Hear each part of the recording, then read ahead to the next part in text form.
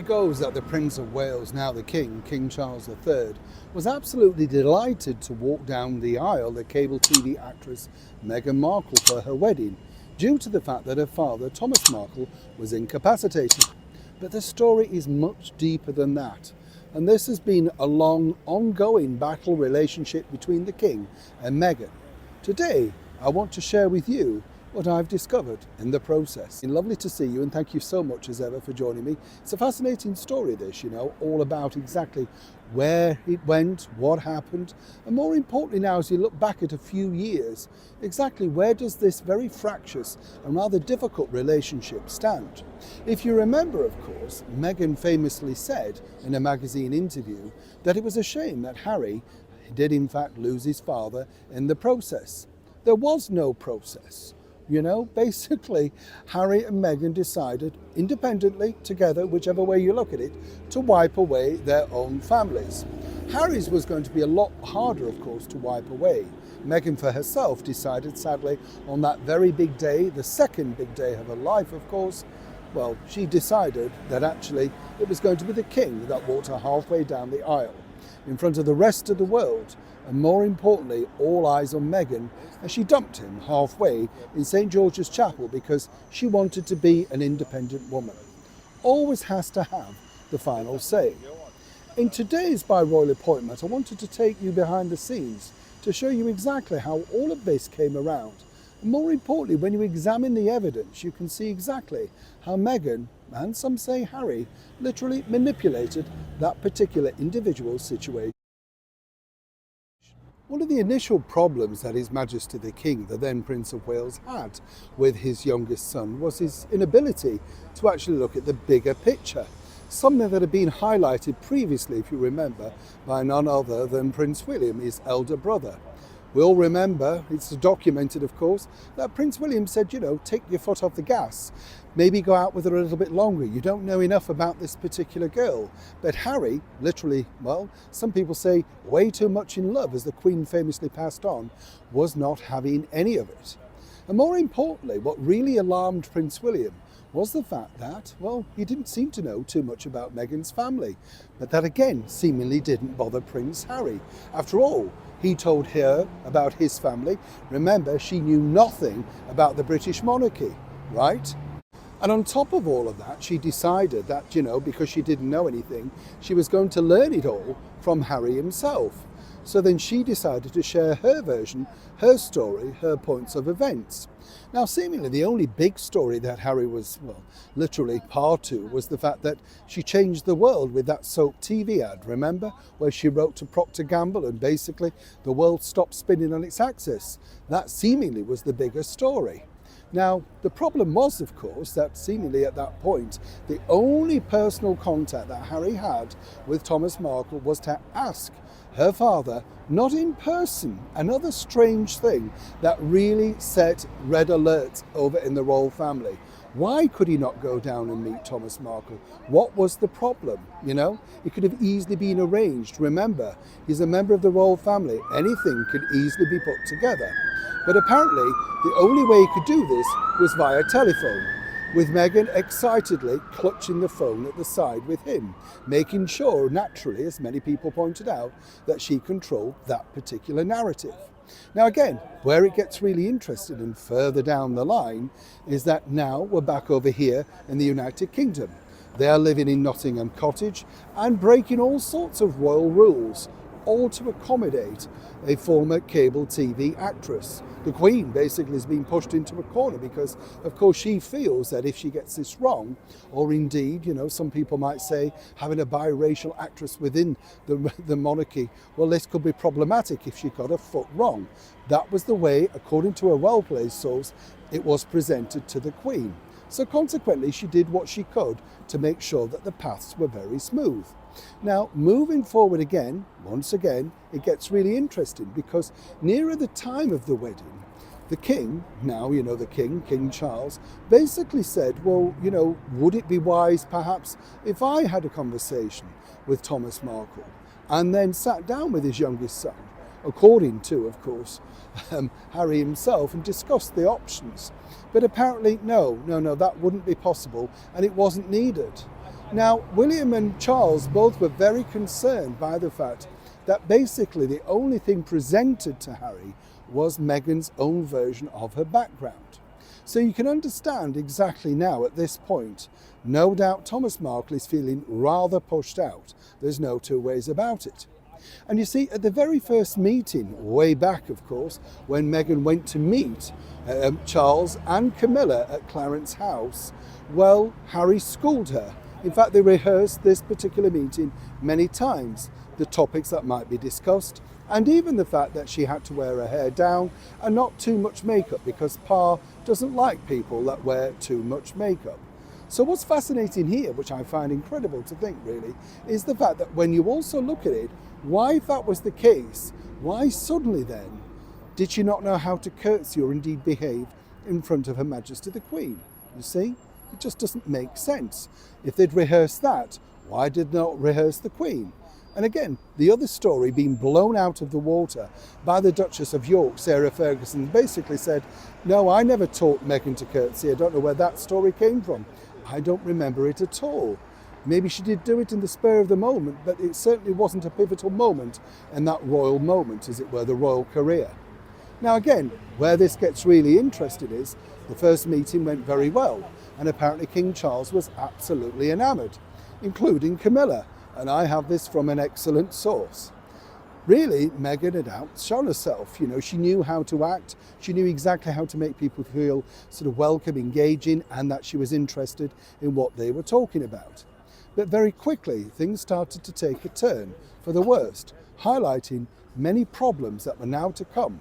And even His Majesty the King, King Charles, was very concerned by the fact that suddenly her father, Thomas, was unable to walk her down the aisle on such a spectacular and historical day.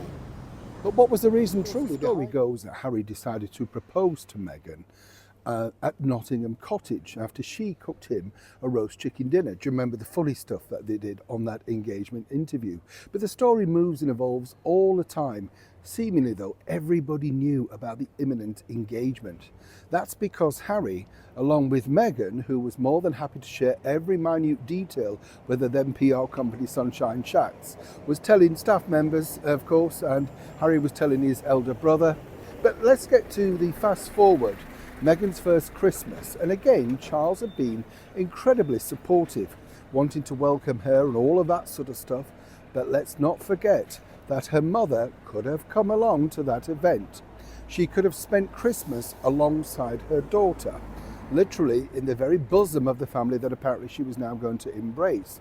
There was an invitation from the late Queen, but apparently no, she couldn't. No, Doria couldn't attend. As I told you before, she could not let Doria loose talking to any member of staff or indeed family members. This was pivotal, you see. Keep everybody away. That really should have been a warning sign for, you know, His Majesty the King, and of course I'm sure the Queen was already sort of, well, what's the problem? She broke, of course, the golden rule for Harry, who became the very first fiancé to spend Christmas with the royals prior to being married. But Meghan thought she was special. She's been told that she's been special all of her life. Now, as we know, Meghan's father bowed out of attending the wedding in the week simply because of a health scare and an alleged paparazzi scandal. Charles stepped in to walk his future daughter-in-law down the aisle. It was stated that Meghan asked His Royal Highness, the Prince of Wales, to accompany her down the aisle. That was the story, right? But actually, that's not really the true story. It was Harry that was sent to do this because she couldn't dare, you know, really, she did not want to be the person to actually ask. So consequently, Harry got the job. Now, Charles desperately wanted to reach out to Meghan's father, and he himself asked, could he help? Should he in fact call? Is there anything that we can do? It was such a shame, he felt, that her father could not be there on the magical day for both of them. But according to that well-placed source, Harry shut it down and he went back to Meghan, and apparently she burst into tears and basically said the pressure was becoming too much. So much so that Harry felt that, you know, this could even be the marriage over. But it's a trait that she uses time and time again. You see, you call her out and continually things go wrong. like as they have previously. Now, in June 2018, they attended the Trooping of the Colour, and basically things seemed to be going well, or at least on the surface. Meghan was going out of her way to charm Charles, and in particular Prince William. But William was having none of this. He realised that actually this was going to be problematic, and more importantly, he'd already seen exactly how Meghan had operated, particularly with the Queen. Now, the Queen kept a very subtle distance from Meghan. But in November 2018, Meghan and Harry posed with other members of the royal family for a portrait to honour his father, King Charles as he is now, the 70th birthday. And this really seemed a very happy picture to many. But behind the scenes, again, there were a lot of problems, seemingly what Meghan was going to be wearing, where she was going to be standing, how pivotal were they to this particular picture, were there going to be hierarchy, that sort of stuff. So when you look at this relaxed family picture, this portrait, really even that was not what it appeared. But very quickly, of course, in December of that year, literally a month on, Meghan once again walked the famous walk at the Christmas Sandringham for, of course, the Christmas Day service. But this was, well, another problem, because what was leaked to the press basically had already got out into the media that Meghan had left Kate in tears, or Kate had left Meghan in tears, prior, of course, to the royal wedding. Now, this was a very nasty story to go back and forth. The media knows exactly where that came from and which media organisation. And it certainly wasn't Catherine, basically, who was left in tears. Now again, go right back to the beginning of when Meghan decided to start this particular relationship. And she's a very smooth operator, make no mistake about it. She knows exactly what she does. She does her homework and she makes sure that, you feel the most sort of powered woman or man in the room. A trick, once again, she picked up from her heroine, Marilyn Monroe. You see, Marilyn was very clever at making you feel, according to people like I'd interviewed, R.E. Tony Curtis, that you were the only person there. It didn't matter who else was there. You were the one that she was solely focusing on. And Meghan did very clever on that particular respect. But she also went one up. As we now know, Meghan, as ever, allegedly on the very first date with Prince Harry, decided to emulate his mother, Princess Diana, something that she's done throughout her on-off career. Not only dressing like her, but apparently wearing the very same perfume too. Now, Meghan's detailed her love of fragrance and basically said she sees this as a window of opportunity, something that the first husband, allegedly, Trevor Engelson, would testify to. Meghan loves a fragrance. She knows it kicks off all the senses, right? So when she met Prince Charles, as he then was, the Prince of Wales, she wasn't actually wearing the Princess Diana perfume. No. She'd already said she couldn't possibly do that. That might trigger too many bad memories. So she went one further. Well, what she decided to do, again, very clever, is to wear the perfume of the late Queen Mother, Queen Elizabeth, the Queen Mother. Now, the Queen Mother, of course, had excellent taste, and I did meet the Queen Mother, and she did smell divine, I have to say. Her fragrance was Blue, I think it's pronounced like that, by Guerlain, Meghan's sources on a trip to London. So you can imagine in that warm, heady afternoon at Clarence House, they're all relaxing, tea's being poured, and everybody seemingly is getting on incredibly well. But behind the scenes, Meghan's already wafted that fragrance, which would, of course, made His Majesty the King Charles feel very relaxed indeed, because it would be a fragrance that he would know well. And let's not forget, he had a very close relationship with the Queen Mother, mainly spending more time with her in his younger years than he did with his own mother, Queen Elizabeth, due to the demands of her being, well, the Queen. So you see how these sort of things operate. As ever, we have to say, allegedly. Meghan really does her homework. The thing is, she's not very good at sticking with it. She gets bored if it's not instant results, all of that sort of thing. But for now, what she actually did was very clever, because this made King Charles, well, very relaxed. He decided that, in fact, she was genius. She was intelligent, she could talk on all manner of topics, and basically didn't need to look to Harry for guidance or reassurance. She was a woman making up her own mind. And this, at this point in that relationship, was, well, to Charles, ideal. Maybe this was the woman that was, in fact, going to make Harry, well, tame, less of a problem. And that would have been a very welcome relief. I'm sure everybody will agree.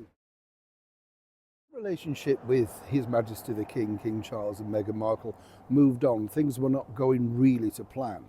Even he had no idea about the birth exactly of his grandchild with soon to become, of course, Prince Archie. Everything was presented with cloak and daggers.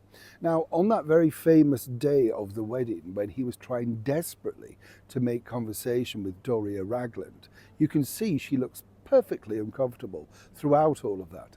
And if it's one thing I would say His Majesty the King is good at, is making people feel very relaxed. He has a wonderful way with small talk. It can be anything really, but he's just got a little knowledge, a little bit like his late mother, the Queen. They know how to make you just think, oh, it's all right, I can talk to him.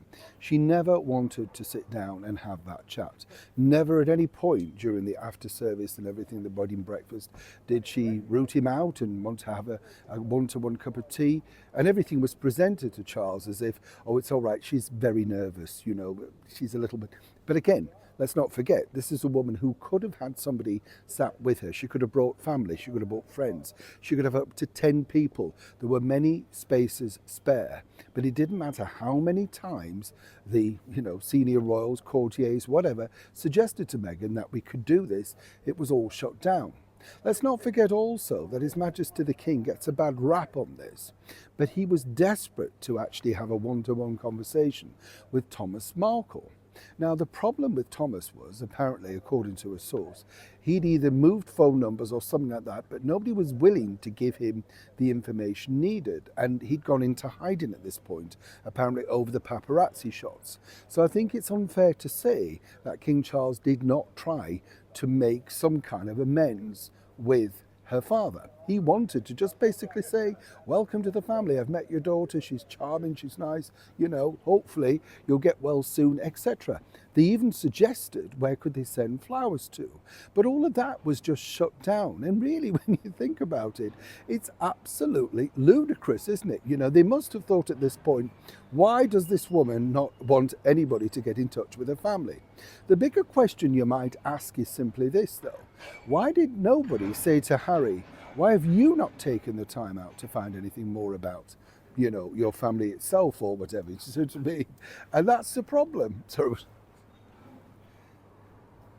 okay, stop there. And that's the problem, you see.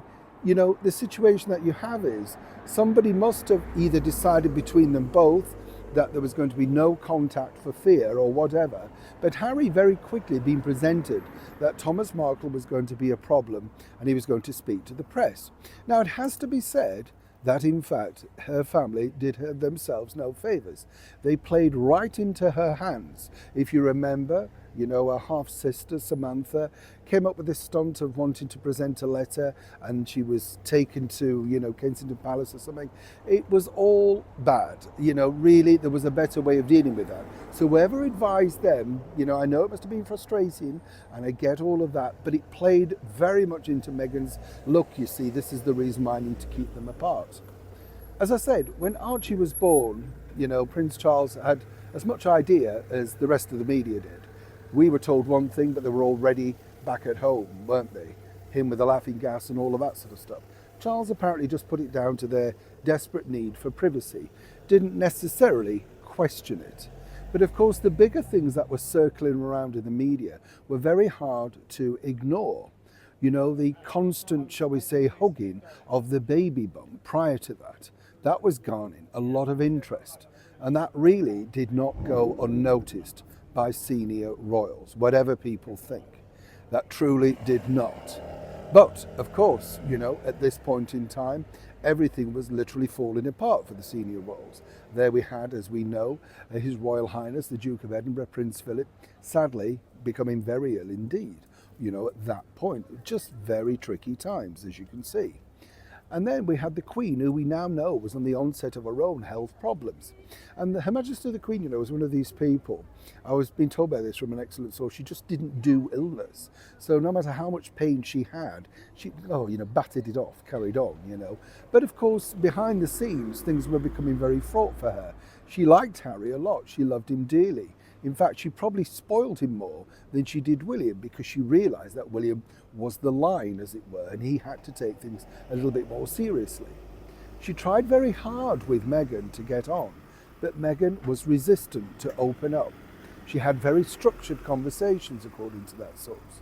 She knew exactly what to say, when to say, but very little.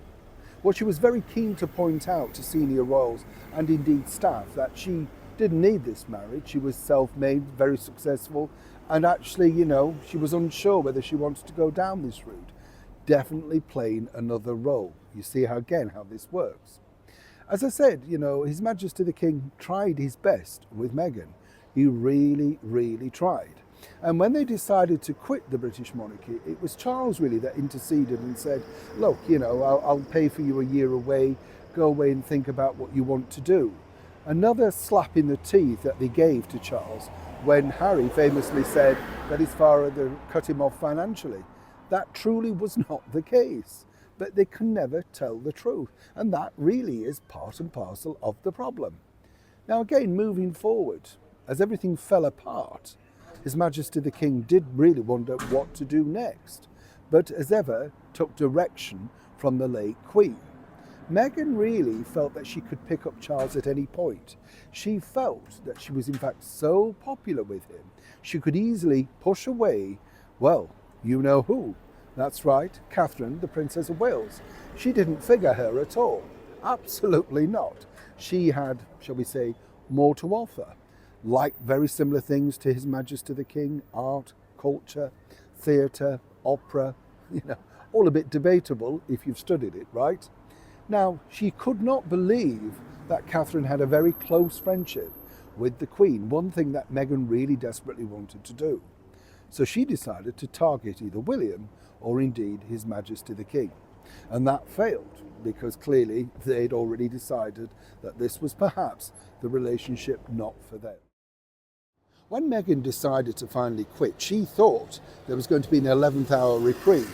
She felt that His Majesty the King, King Charles, would come in and basically say, whatever you want, we need you. You are our saviours, you are the future. We can't do this without you. They truly thought that, both of them. You see, being fed to Harry that he was the most popular royal and he could really do whatever he wanted. And what was the problem? Anyway, let's not forget, he's a top cheese, right? Of course, let's not forget they had a very big falling out over basic things, really. Money, because Harry wanted lots of money, needed lots of money, because as we know, Charles had basically said he could not afford to keep Meghan in the style, the glamour and the clothes that she'd suddenly become accustomed to. She wanted to live in Windsor Castle. She didn't like that cottage. She didn't like Nottingham Cottage. She didn't want Kensington Palace. This literally is a woman who's destroyed everything in her way, wrecking lives literally along the way into the bargain. But she doesn't see it like that. And as Harry famously said, what Meghan wants, Meghan gets. And when she doesn't get it, she seems to have this, train wreck of an approach to, you will give it me because I will make it so difficult, eventually you will crumble. And when people don't crumble, they suddenly turn very difficult. As we know, when they sat down and accused the British monarchy of racism, once again a two-tier system. Harry famously said in an interview to promote his book Spare, nobody ever did that, but it's there on tape. There it is. Concerns about the colour of skin. Just a general chit-chat. Meghan and Harry seem incapable of telling the truth. And that's really what was the biggest turn-off in the end for King Charles.